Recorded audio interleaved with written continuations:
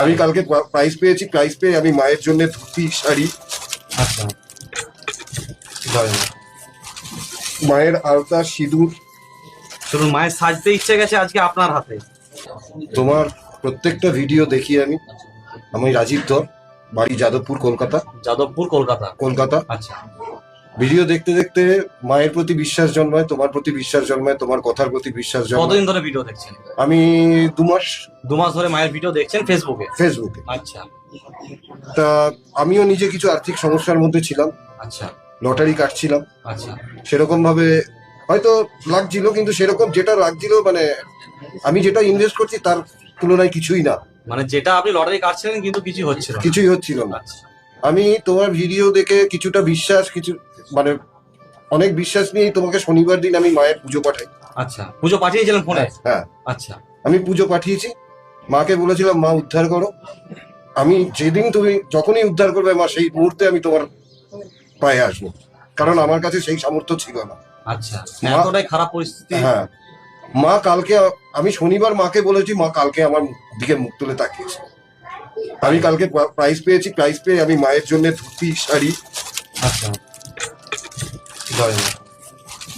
মায়ের আলতা সিঁদুর, শুধু মায়ের সাজতে ইচ্ছে গেছে আজকে আপনার হাতে, তাই আজকে আপনি মায়ের জন্য কাপড়, বাবার জন্য ধুতি, আলতা সিঁদুর, সমস্ত কিছু, আজকে মায়ের মালা, সব কিছু মায়ের কলা, তো এই মায়ের জন্য 5টা ফল, বাহ, মায়ের ফুল, পদ্ম ফুল, নীলকণ্ঠ ফুল, জবা ফুল। জয় মা।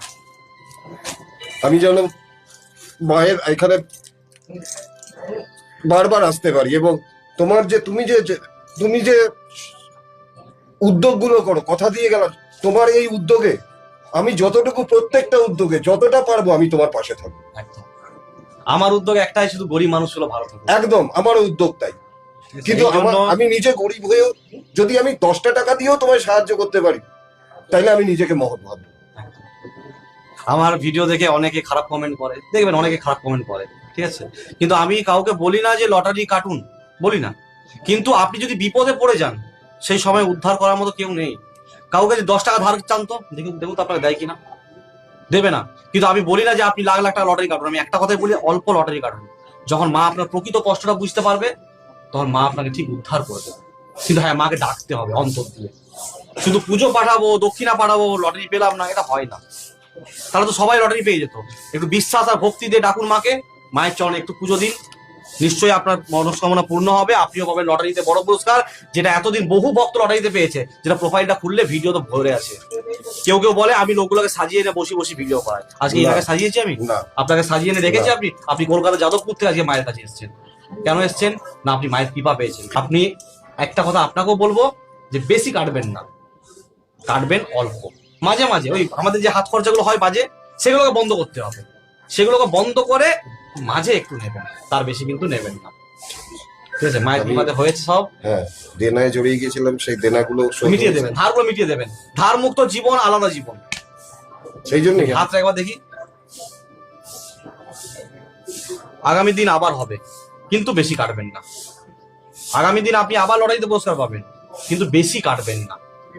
যখন প্রয়োজন হবে মা আপনাকে, মা আমাকে যেন নিজের কাছে ডাকার আসার সুযোগটুকু করে দেয়। আমি চাই না এর বেশি কিচ্ছু, চাই ব্যাস এই হলেই হবে। আর যে কোনো শুভ উদ্যোগে যেন তোমার পাশে থাকতে পারে। নিশ্চয়ই নিশ্চয়ই। আজকে একটাই ইচ্ছা, গরিব মানুষগুলো ভালো থাকুক, তার জন্যই দিনরাত অসম্ভব করো, পরিশ্রম করি। অসম্ভব করো।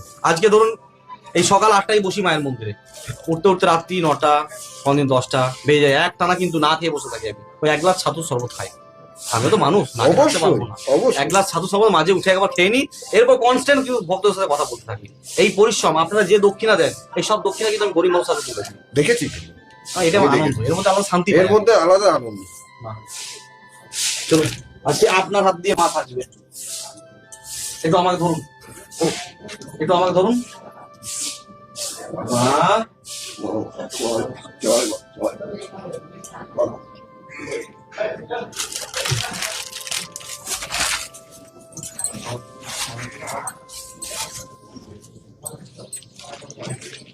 ধরুন একটু।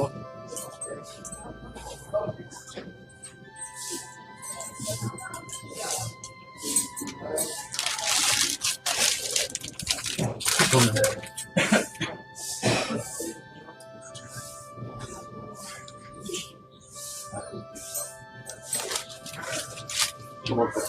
বারবার আসছে।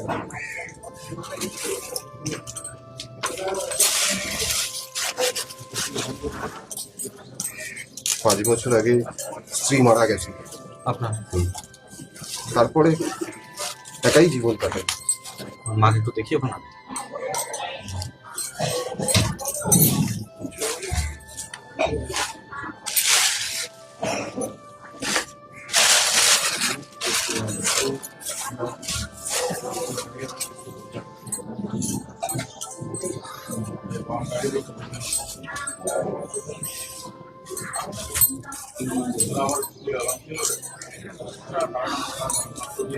ঠিক আছে, আপনি ভালো থাকবেন, অনেক ভক্ত আছে, সবার সাথে সময় দিয়ে একটু আপনিও ভালো থাকবেন, আসবেন কলকাতা, আমিও যাই কলকাতায়, আবার যাব, কারণ কলকাতা যেতে হবে আমাকে এই কারণে, আরো অনেক পেশেন্টের খবর আছে। পেশেন্ট বাড়িতে যায়? তুমি আমি পেশেন্টের বাড়িতে দেখতে যাই না, আমরা সোশ্যাল ওয়ার্কারের মতো কাজ করি, কিছুটা ভিডিও বানাই, যে ভিডিও থ্রু থেকে ধরুন কোনো একটা বাচ্চার শরীর খারাপ, তার ভিডিওটা যখন বানিয়ে দিই না, তা সে টাকার জন্য চিকিৎসা হচ্ছে না, আচ্ছা, বুঝতে পেরেছি। এই জন্যই ছুটে বেড়াই। আমার তরফ থেকে আমি যতটুকু পারি দিয়ে আসি, কিন্তু আমি তো লাখ লাখ টাকা দিতে পারবো না, ঠিক ঠিক। ওই জন্য ভিডিওগুলো বানিয়ে দিই যাতে হেল্প গুলো আসে। ফেসবুকে সার্চ করবেন বাংলাতে মা মনসা সেবাশ্রম, একটু সার্চ করে দেখবেন, আমাকে একটু আশীর্বাদ করবেন। আমি প্রথম আসলাম, ঠিক আছে। আচ্ছা, সেবা করুন।